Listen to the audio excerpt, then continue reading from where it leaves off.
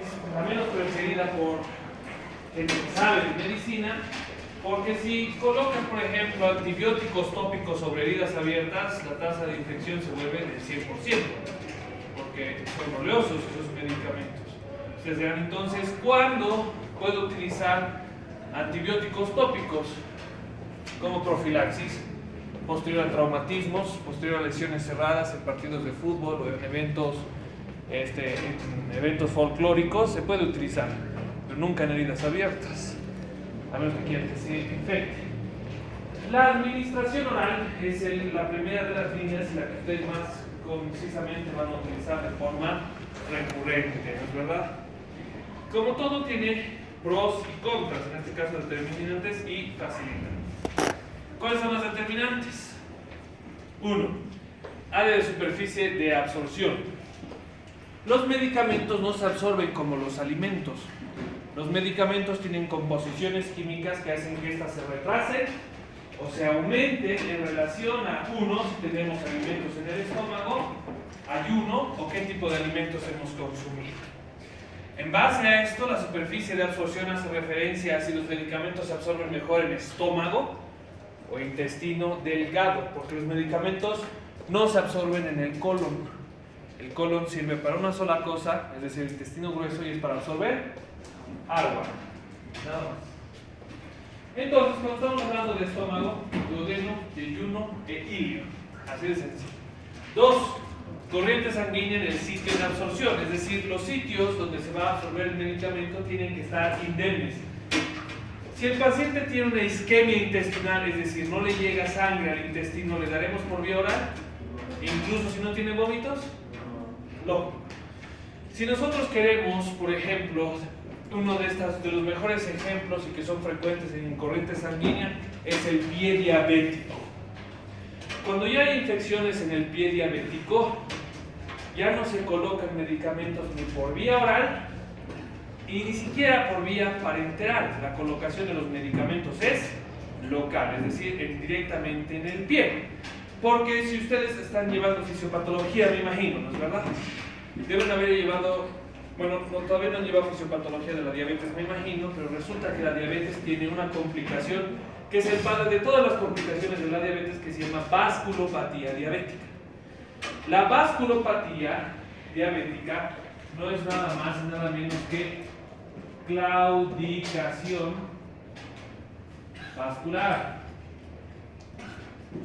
Vayan a buscar esta palabra cuando termine la clase o más tarde o fin de semana. La claudicación vascular son deformidades o cambios morfológicos de los vasos sanguíneos que hacen que ya no estén tan perfundidos como suelen estar. Y es esta la razón por la que se produce el pie diabético. Les voy a dar un ejemplo muy rápido. ¿Algunos deben haber escuchado la escala del pie diabético? ¿Lo escucharon una vez? ¿Saben que existe? Ya. Ahora, sé que esta no es clase de fisiopatología, pero quiero probar mi punto porque afecta a los medicamentos esto. La escala número 0 es un pie interno. La escala número 1 es un pie con, ¿cómo se llama esto? Deformidad. ¿Qué tipo de deformidad? En garra. ¿Tiene deformidad en garra? ¿No? Y al mismo tiempo tiene descamación. Y ahí queda. Después, ¿qué es lo que le sigue? Úlcera única. Múltiples úlceras. Necrosis. Pero el punto más importante de la clasificación del pie diabético, por ejemplo, radica aquí. Porque cuando ves el pie del diabético es así como en garra verdaderamente, deforme, porque este lado es más grande y este es más atrofiado, ¿no? Así, algo así, y descamado, es decir, la piel es seca y cuando tú le pasas cae como polvo, que es la piel seca, y eso es claudicación vascular, el compromiso del riego sanguíneo. ¿Y cómo se explica la deformidad? Es muy sencillo. Los vasos del segmento que está normal, pero aparenta estar hipertrofiado, pero no está hipertrofiado. Ese segmento que aparenta hipertrofia es el segmento normal, es el segmento sano. y el atrofiado es el verdaderamente enfermo. Entonces quiere decir que el segmento normal tiene perfusión normal y el segmento anormal tiene claudicación vascular. Entonces vamos a dar un ejemplo. Se forma la úlcera. ¿La úlcera duele o no duele? En condiciones normales sí duele. El primer pie diabético no duele. ¿Por qué no duele, doctor? Por esto, porque resulta que las neuronas necesitan riego sanguíneo para funcionar. Pero si hay claudicación vascular, las neuronas salen hipoxia y ya no transmiten. Ese es un mecanismo. ¿Cuál es el segundo mecanismo? Agua.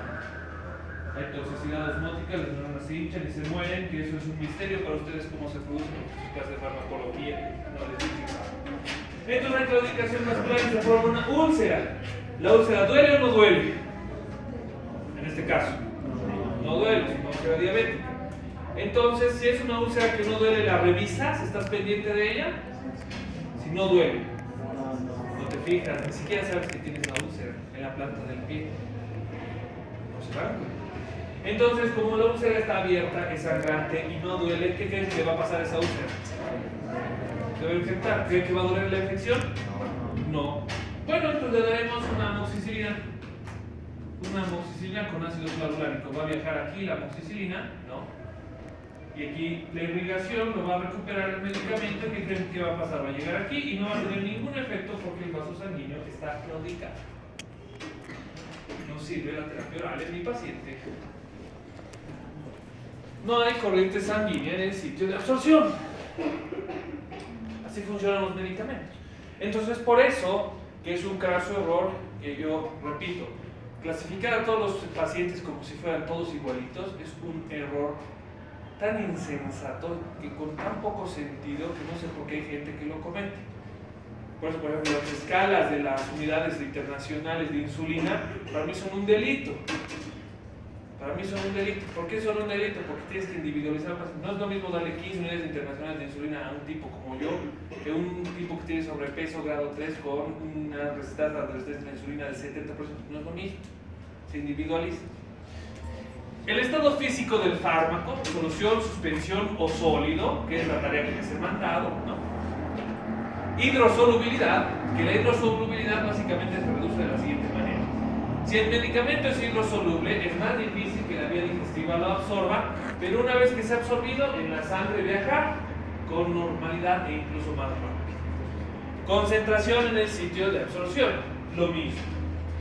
¿Por qué quiere decir concentración en el sitio de absorción?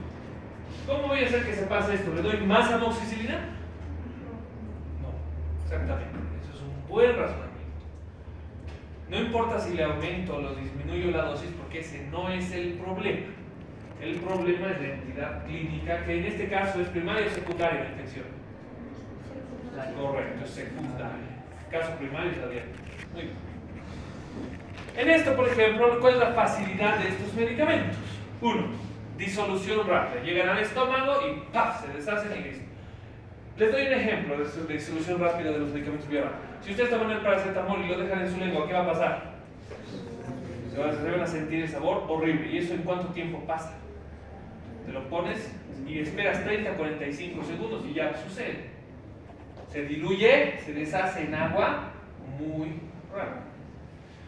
Forma no ionizada, ergo lipófila. ¿Qué quiere decir no ionizada? Como dice su nombre, no tiene cargas eléctricas o cargas iónicas. Perfecto. ¿Cuál es el problema con las sustancias que no tienen cargas eléctricas o que son no ionizados? Sí o sí se tienen que lipofilizar. Y la única cosa que puede absorber sustancias lipofílicas, si es que recuerdan fisiología 2, son las sales biliares. La bilis nosotros la secretamos a la segunda porción del duodeno porque tiene la función de formar kilomicrones. Porque los triglicéridos y los ácidos grasos sueltos no los podemos absorber. Entonces tenemos nuestro triglicérido, ¿no? Nuestras moléculas de glicerol, triglicéridos. Y lo que hace la bilis es formar una capa compacta de sales biliares alrededor. Y cuando ya está así, la unión de la grasa a la sal biliar se llama saponificación. Y se unen y recién pueden ser absorbidos. Es por eso que nosotros nos bañamos y nos lavamos las axilas con jabón. ¿Cómo se dice jabón en inglés?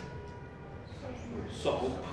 Saponificación. Si no está saponificado, no se puede absorber. ¿Y quién absorbe el jabón?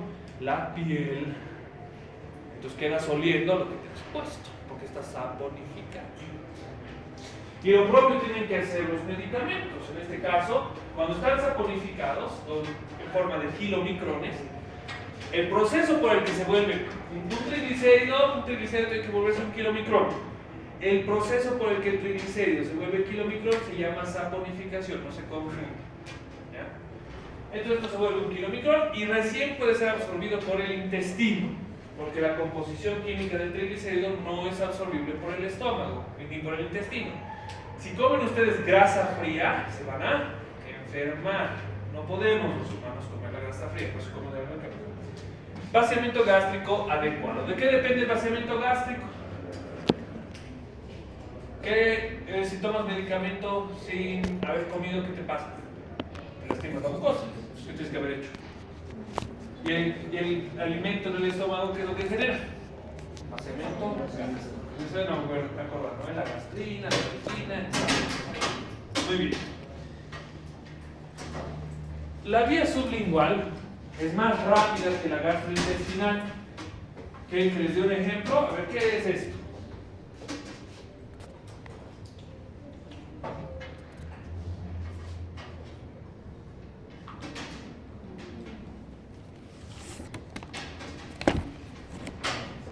¿Qué? Es una bebida, es un cóctel. Ahora, ¿qué es esto?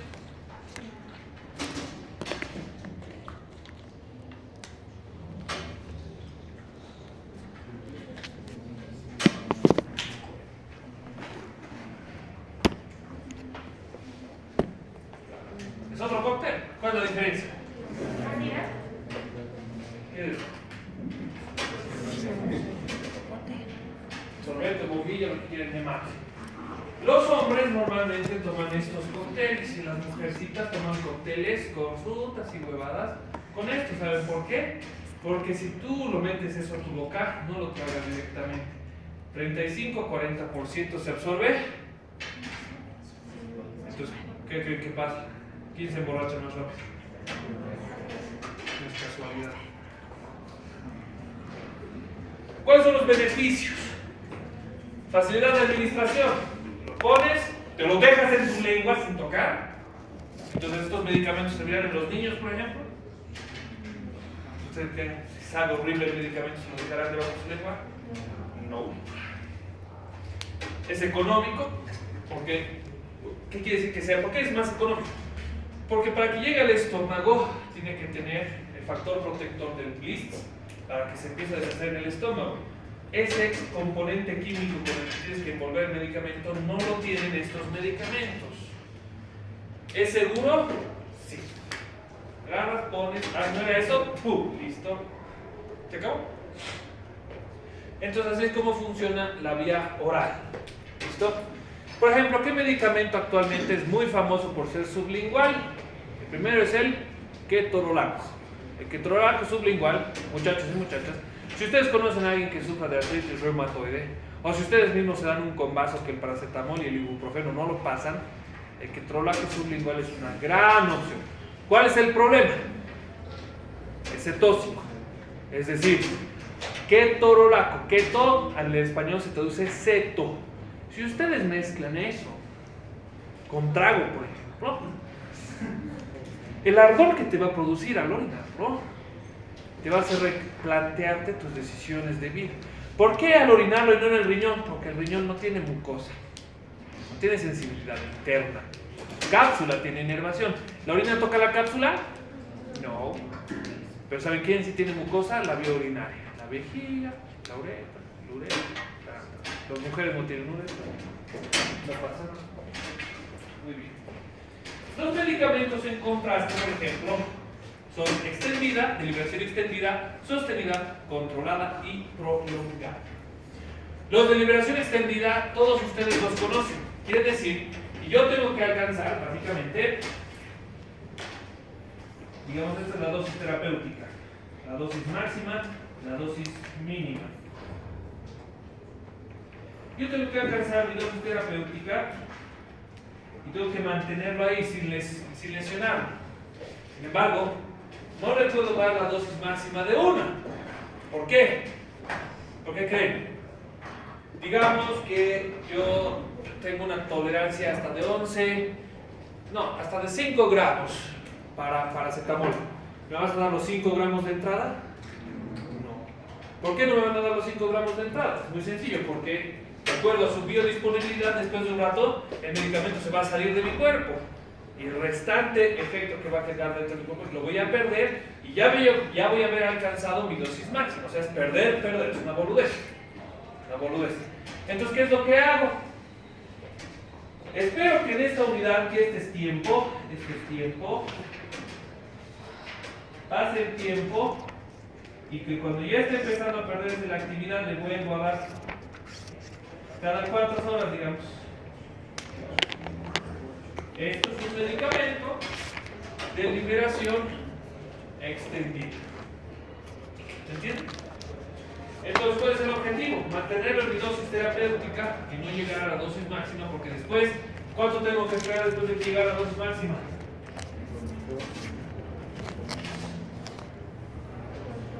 Y pueden ser 24 horas críticas. Si es paracetamol, no. Pero si es, qué sé yo, nitroglicerina en un infarto agudo de miocardio y ya que es la dosis máxima, la cague, se va a morir. Y estos medicamentos quedan en la sangre, por si acaso. Tú le haces la autopsia clínica. En Bolivia no hay. Descubre que se ha muerto. Después, los de liberación sostenida, no es verdad, los de liberación sostenida son los mismos medicamentos. No hay una taxonomía identificada, son lo mismo. Después están los de liberación controlada. El mejor ejemplo de medicación con liberación controlada, ¿qué quiere decir liberación controlada? Que tiene entre el borde de la dosis terapéutica y la dosis máxima se encuentra en el punto medio. Y que cuando se acaba, ya no lo tienes que usar hasta por 24 horas. Por ejemplo, ¿cuál? El primero y el más famoso, por ejemplo, es el clonazepam. El clonazepam de por sí es un medicamento peligroso, porque es relajante muscular y es hipnótico. Si se te va la mano con el medicamento, relaja tanto los músculos y les induce a la parálisis a los músculos respiratorios. Y la persona se muere y se sofoca, pero no se entera porque está durmiendo, porque es hipnótico, relajante. En contraste que otro medicamento, por ejemplo, tiene liberación controlada, los parches de nicotina. El parche de nicotina es un medicamento de liberación controlada. ¿Y por qué no te puedes exceder con el parche de nicotina? Porque, como dice su nombre, es nicotina. No te pones mal el parche o te pones uno detrás del otro como en los dibujos animados o en las series, ¿no? Que se pone un montón. La parte que no te muestra en la serie es la somata diarrea que les da por activación del sistema colinérgico. El cigarrillo y el café han demostrado que ayudan bastante a las personas que tienen enfermedades inflamatorias del intestino y previenen el cáncer de colon. ¿Pero cuál es el problema? Si fumas, te va a dar cáncer de pulmón. O sea, te vas a morir. Y finalmente, los medicamentos de acción prolongada que duran semanas a meses. Todos ustedes conocen ese tipo de medicamentos. Las señoritas que no quieren quedar embarazadas normalmente se lo ponen aquí. ¿Listo? Muy bien. La administración transdérmica, ¿no es verdad? ¿Cuáles son sus beneficios? Son de fácil administración. Se agarra a 75 grados, es decir, a lo así, está tu jeringa y así. Se coloca hasta la profundidad de la piel, 1 o 2 centímetros de cincel, y se administra sobre la piel y listo. Determinantes: superficie de aplicación, liposolubilidad. ¿Qué medicamentos se dan para administración transdérmica? La heparina, por ejemplo. La heparina, el anticoagulatorio. Pacientes que han recibido trasplante de corazón o tienen válvulas sintéticas en vez de la mitral, tienen que tomar, porque como es un material sintético, la sangre que entra en contacto con eso se tiende a coagular. Y cuando se coagula, ¿qué creen? El coágulo se sale de la sangre y obstruye los vasos. Para que no pase, ya no se hace, pero en el pasado se colocaban heparina.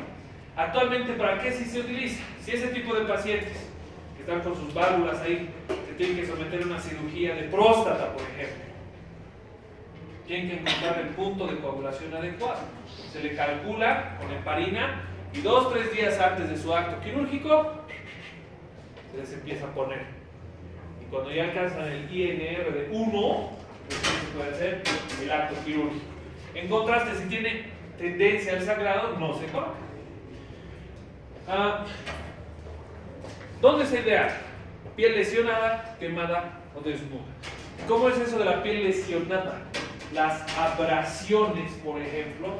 ¿Cómo es una abrasión? Imagínense que alguien saca su mano mientras está en el vehículo y al chocarse no le da tiempo de meter la mano y su mano se queda atrapada entre el auto y una puerta y una pared.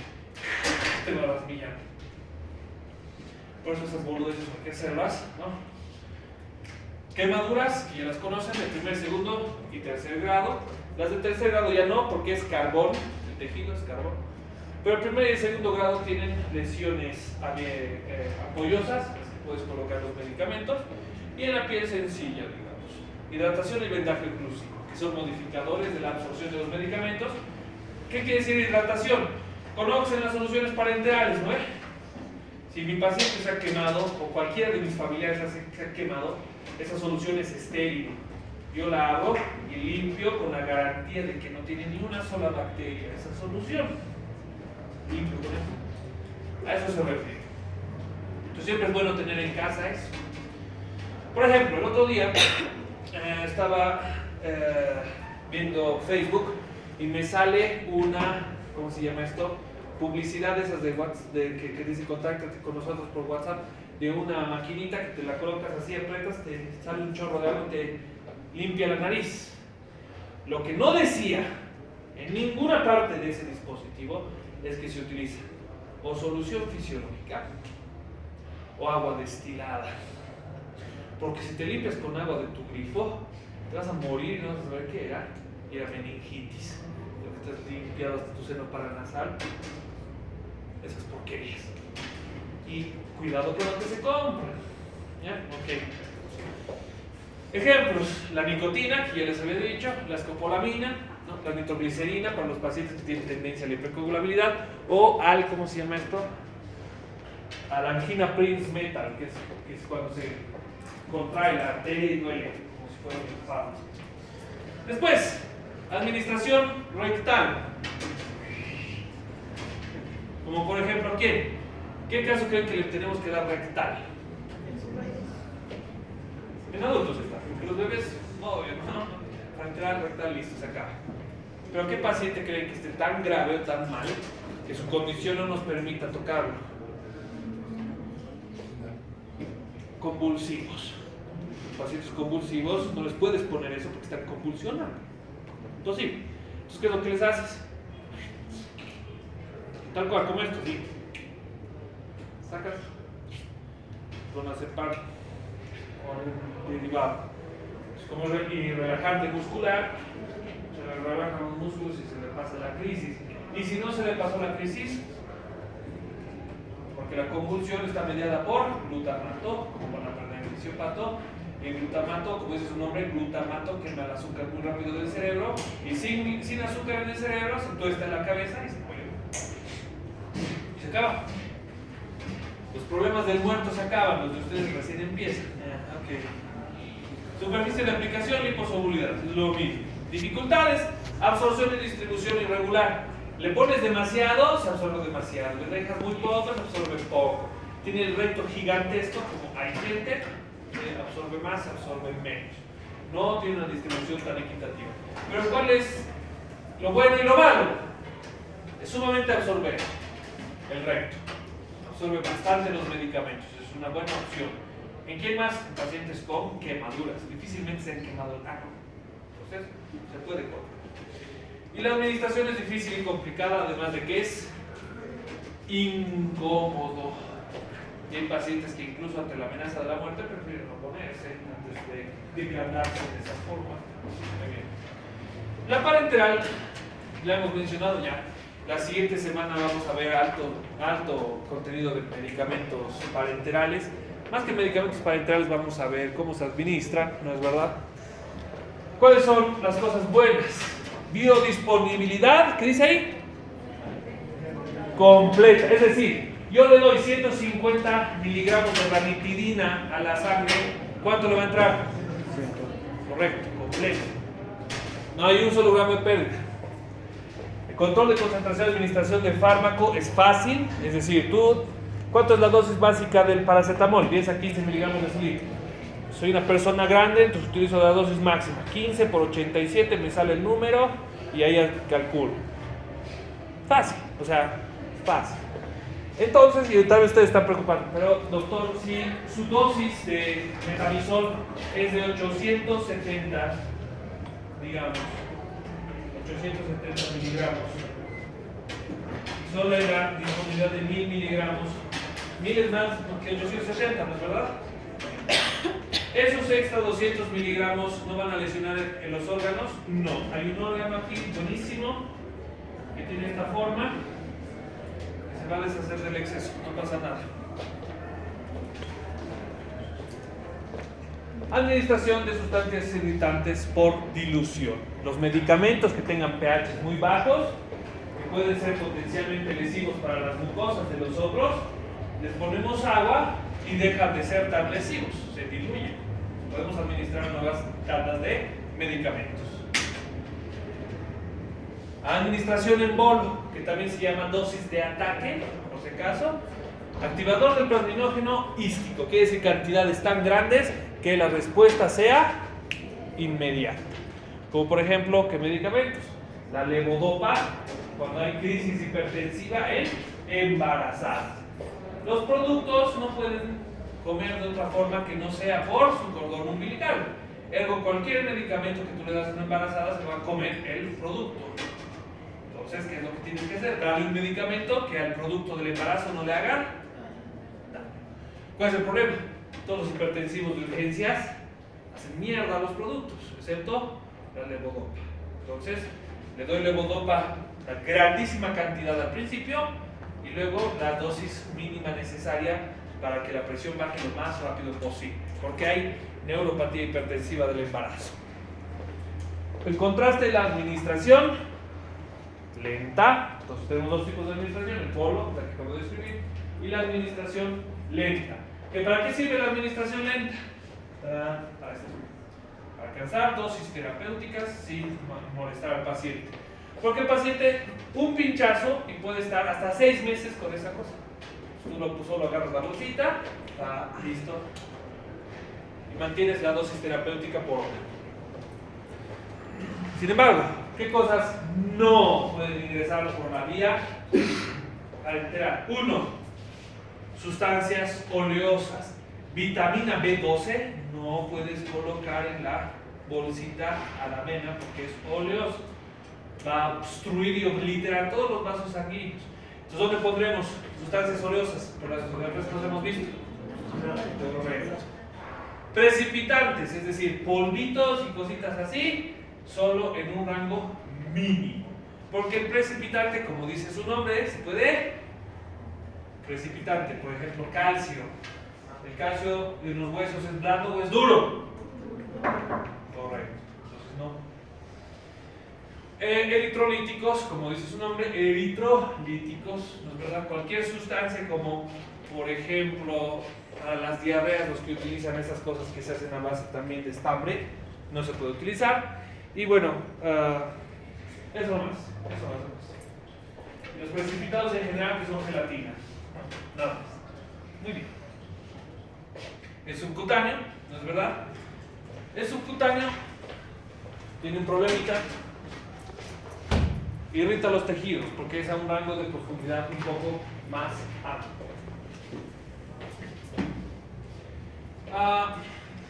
Lo bueno, por ejemplo, de los subcutáneos, ahorita me estoy acordando, aparte de que tiene efecto prolongado, es que tienen una dificultad, y es que se tienen que colocar también cada 24 horas normalmente. Como por ejemplo, no, warfarina, me acabo de olvidar el nombre, que hace tiempo que no uso. Pero bueno, no importa, aquí está todo lo que tienen que saber los medicamentos. La cuestión es la siguiente: intramuscular, tiene perfusión tisular, entonces cuando pinchas el músculo son los vasos sanguíneos del músculo los que recogen el medicamento. Entonces, ¿qué creen? Si el tejido está necrosado, ¿habrá que colocarle? No, desperdicias el medicamento, correcto. Factores que afectan su absorción: calor local. Después de que colocas medicamentos intramusculares, les pongas una bolsa de agua caliente o algo así, favorece al medicamento. Porque hay mucha gente que dice, no, si está muy caliente, el medicamento se deshace, y eso es irreal, porque está en tu cuerpo, o sea, ya se hidrosolubilizó biológicamente, no existe eso. Y el calor hace vasoconstricción o vasodilatación. Correcto, después de que levantas, está rojo. Lo cual hace que la distribución del medicamento sea más alta. Y también ayuda a que se pase el dolor después del pinchazo intramuscular. Tu puño lo puedes hacer así, que se vaya pasando con esta parte. No con tu dedo, porque los dedos son cochinos, la mano entera es cochina, pero bueno. Lo que sí se puede utilizar para intramuscular: oleosos, vitamina B, dexametasona, levocetiricina, que como ustedes saben tienen enlaces ésteres, es decir, sus precursores son el colesterol y por ende son grasosos estos medicamentos, y por ende, por ejemplo, si tú te echas dexametasona en tu ropa, nunca va a salir porque es como aceite, por si acaso. Muy bien, estos dos son menos corrientes, todos los anteriores son diarios, se van a encontrar este caso normalmente, pero es el intraarterial. Los intraarteriales son los que realizan en un lugar donde yo trabajaba. Se llama así. Se llama unidad de cuidados intensivos. Normalmente se utilizan para que tengamos respuestas medicamentosas mega rápidas. 1, 2, de urgencia, y 3, para control. Porque, por ejemplo, se colocan catéteres que nos dicen, se enchufan a un monitor multipropósito y nos dice la presión arterial, la frecuencia cardíaca, etcétera, etcétera, la hemoglobina concentrada, y mientras nos dice eso también podemos administrar medicamentos. También sirve para el drenaje, como pueden estar viendo acá, y bueno, para sobrecargar cuando la presión arterial está muy baja, la presión está colapsando, ya está, imagínense un hipertenso que está con la presión 70-60, se está muriendo. Podemos hacer cargas con soluciones cargadas, como por ejemplo el Ringer lactato, que sube mucho la presión, o cargas con albúmina, que aumenta la presión oncótica y también aumenta la presión arterial. Son cosas muy específicas, ¿no? O sea, son circunstancias específicas. Y ustedes, a menos que tengan entrenamiento para hablar de cuidados intensivos, es medio complicado que lo hagan ustedes, pero siempre es bueno que aprendan. El intratectal, como dice esto, tecto quiere decir techo, que se coloca en los espacios raquídeos. Los espacios raquídeos justo antes de la médula. ¿Cuál es el problema? Solo hay un lugar donde se pueden colocar los medicamentos intratectales, que es de lumbar 2 para abajo. Lumbar 2 tiene una particularidad. Aquí está la dura madre, digamos la pía madre, todo lo demás, y aquí está la médula espinal. Coladitos. A partir del lumbar 2, L2, hay este espacio así, y la columna y la médula se va a cerrar. Dejo un espacio ahí donde se pueden introducir los medicamentos. A eso se refiere. ¿Para qué tipo de cuadros clínicos creen que sirve la colocación de medicamentos aquí? El primero, que se hace todos los días, cesáreas, que se colocan analgésicos. El segundo, meningitis. el antibiótico directamente porque alcanza hasta el cerebro.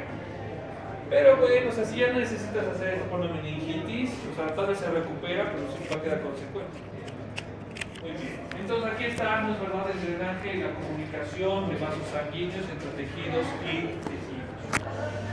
Recuerden, por favor, que todo medicamento que se absorbe por vía oral va a tener que tener metabolismo hepático. Entonces, si el medicamento es no ionizado, siempre hay que administrarlo por vía oral.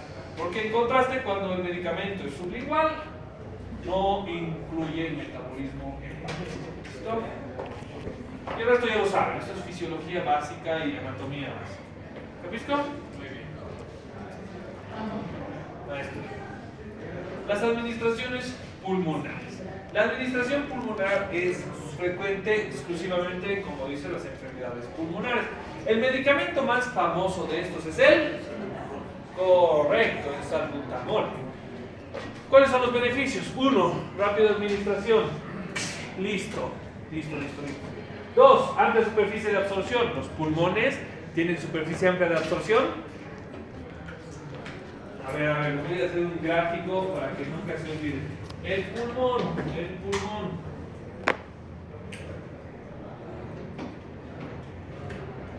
¿Tiene amplia superficie de absorción? Sí. Muy amplia. ¿Se acuerdan de esto? Se llaman zonas de West.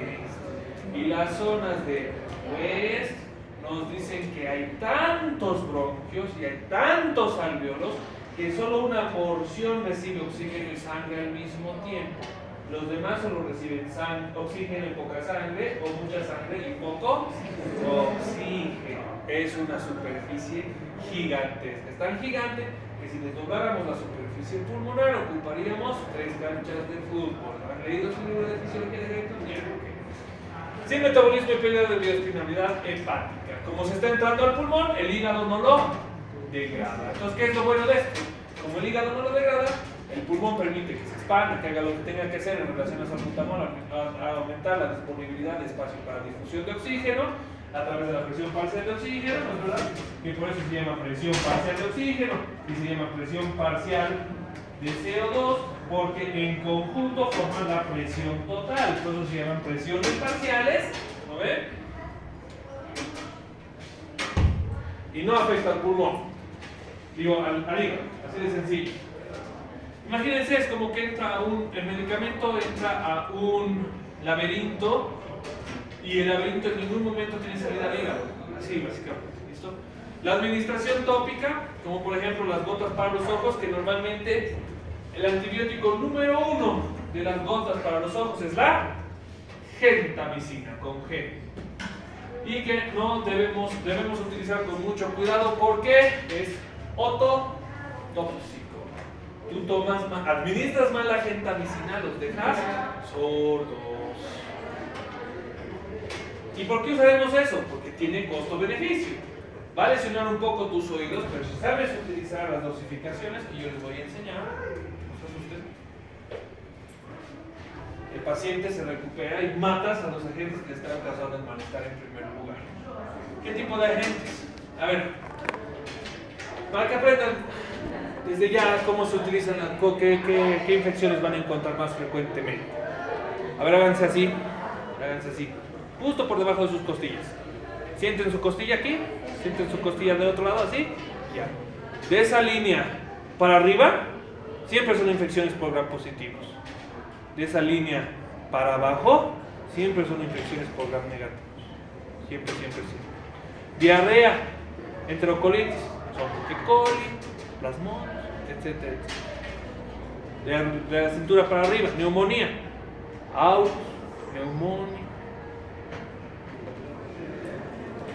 Siempre es más fácil así, se llama medicina, ¿cómo se llama esto?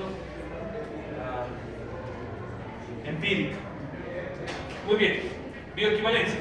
La distribución de los fármacos. La bioequivalencia depende de la fisiología humana. Por eso cuando estaban llevando, por ejemplo, fisiología cardíaca, les deben haber dicho que frecuencia cardíaca más volumen latido es igual a gasto cardíaco, ¿no ve? ¿Y qué nos dicen, por ejemplo, del gasto cardíaco? Que el gasto cardíaco depende de la ley de Frank-Starling, que nos dice que la máxima elongación de la fibra mecánica determina el volumen, ¿no ve? La máxima elongación de la fibra mecánica determina el volumen. Mientras más elongue la fibra cardíaca, más sangre sale. Menos elonga, menos sangre sale. Yo tengo que darle un medicamento para evitar que, porque está sufriendo un infarto agudo de miocardio, necesito que sus vasos sanguíneos se dilaten. Sin embargo, como se está con un infarto agudo de miocardio, ha habido isquemia cardíaca, todavía no hay necrosis cardíaca, ha habido isquemia cardíaca, y si el órgano está isquémico, ¿funciona? Entonces, ¿habrá ley de Frank-Starling? Entonces, ¿habrá elongación? ¿Habrá buen volumen latido? Entonces, puede haber más gasto cardíaco, el paciente está entrando en shock. Entonces, ¿qué es lo que yo tengo que hacer? Tengo que hacer un razonamiento de bioequivalencia. Si mi paciente está con un shock cardiogénico, ¿le daré un medicamento que se diluye en sangre? Entonces, básicamente lo que les estoy haciendo es, razonamos. Entonces necesito un medicamento que actúe rápido, necesito un medicamento que no se diluya en sangre, y necesito un medicamento que el hígado no me lo quite. ¿Cuál es la vía adecuada? A ver, veremos.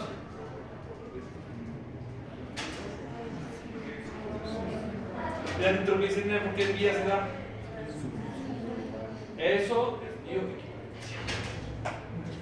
Entonces hay que saber fisio. ¿Listo? Flujo sanguíneo regional. ¿Qué será eso? Ya les he explicado. Permeabilidad capilar. Y volumenístico, que ya les he explicado, es el bolo. ¿Listo? Las correlaciones son sencillas. Distribución tisular rápida, hígado, riñón y cerebro. Órganos que reciben rápidamente los medicamentos. Lento, músculo, que es tejido nervioso. Entonces, por ejemplo, ¿dónde se coloca la insulina en los pacientes obesos? Es todo esto se coloca. Son zonas de alta concentración de, y eso es por seguridad. ¿Y le diríamos directamente en la vena? Porque les daría hipoglucemia. Se desmayarían. Tú le das por la vena, llegaría rápidamente ¿a dónde? Y el cerebro, ¿qué haría con esa glucosa? La quemaría en un segundo y es más difícil corregir una hipoglicemia que una hiperglicemia, por ejemplo. Mucho más difícil. Muchísimo. La hiperglicemia, tú le das insulina y les deja de doler. La hipoglucemia tú le puedes pasar a bolo, la destroza al 5%, y si el órgano quiere, lo capta. No tiene resistencia. Cuidado. Entonces, ¿no? Las proteínas plasmáticas, ¿por qué creen que están aquí? ¿Para qué servirá esta infame proteína que transporta? Lo transporta prácticamente todo, pero a ver, dígame una sustancia que transporte la albúmina.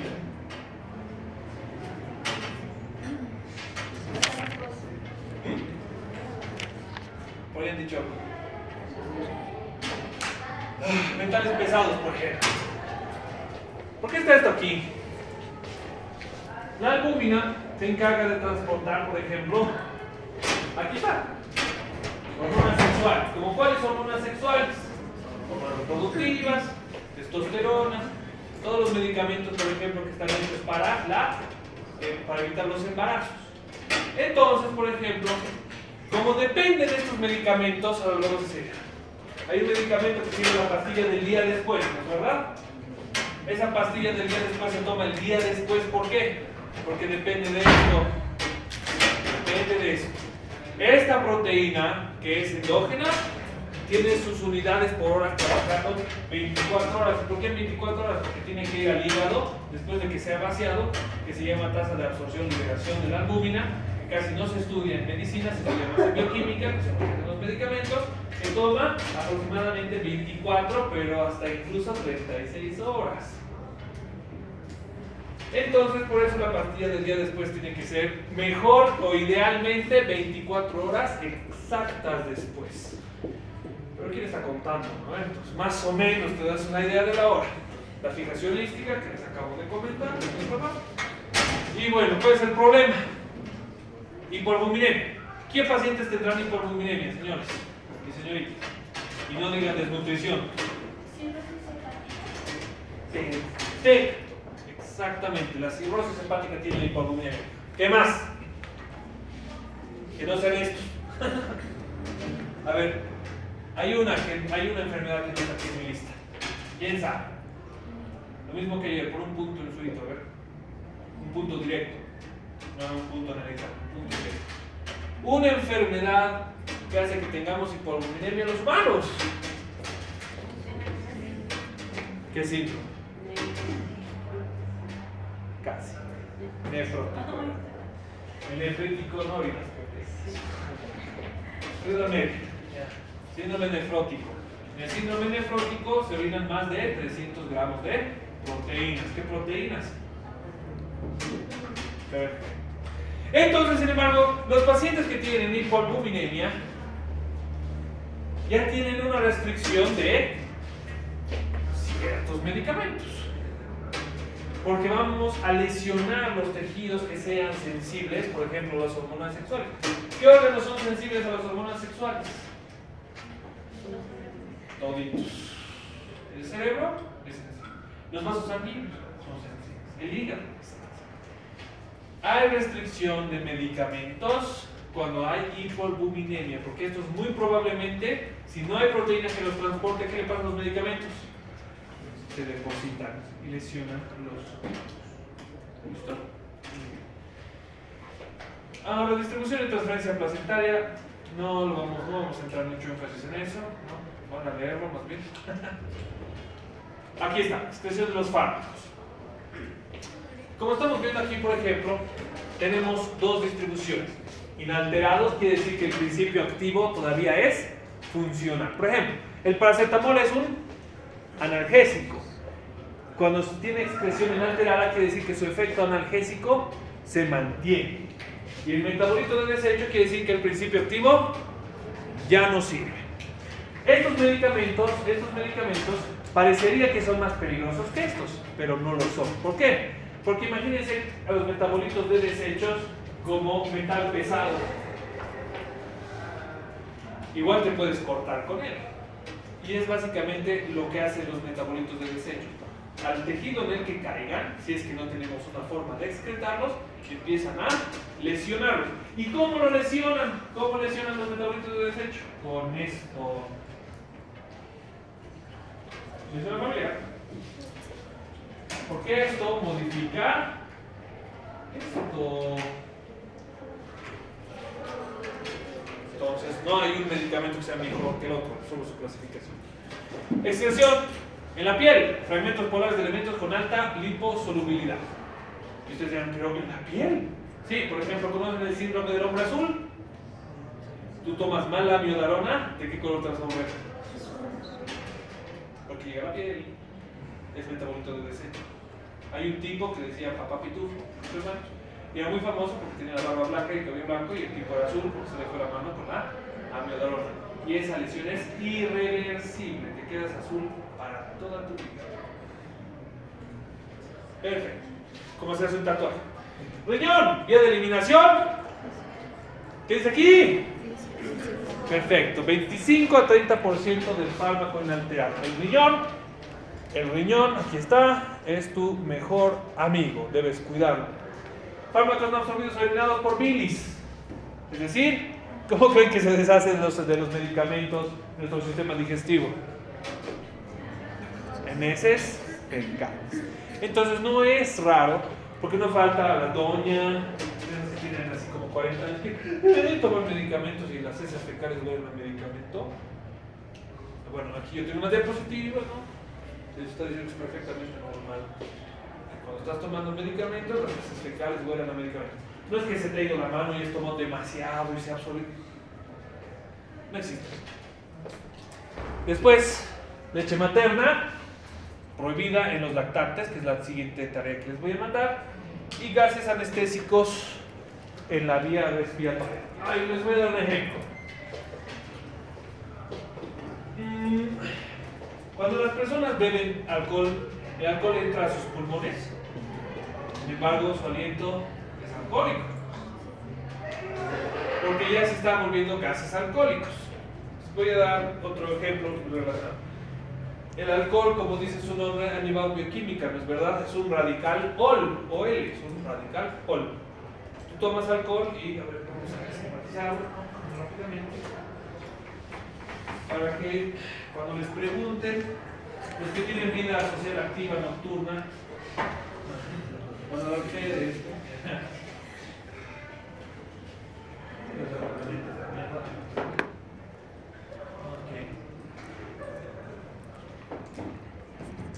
¿qué es esto? Sistema nervioso central, ¿no? Porque si fuera cerebro, Bacher, sería solo esto. Pero no es tallo cerebral, tallo cerebral a continuación de médula espinal. ¿Y cómo sé cuál es la médula espinal, doctor? Esta elongación posterior al tallo siempre es la médula espinal, entonces el sistema nervioso central. Entonces vamos a dar un ejemplo muy rápido y conciso. ¿Alguna vez han escuchado de una sustancia que se llama alcohol? ¿No ven? Muchos lo consumen. Entonces, Gadum y su escala de Gadum, que se utiliza hasta el día de hoy, clasifica los estadios de la intoxicación alcohólica. Ahí está el 6, pero 6 es muerte. No vamos a ver. En la escala 1 hay euforia. ¿Por qué habrá euforia? Para conocer el mecanismo tienes que saber las funciones del cerebro. Si nosotros viéramos el cerebro de un simio, es algo así. Por eso camina así. Aquí está esa entrada que les hace caminar.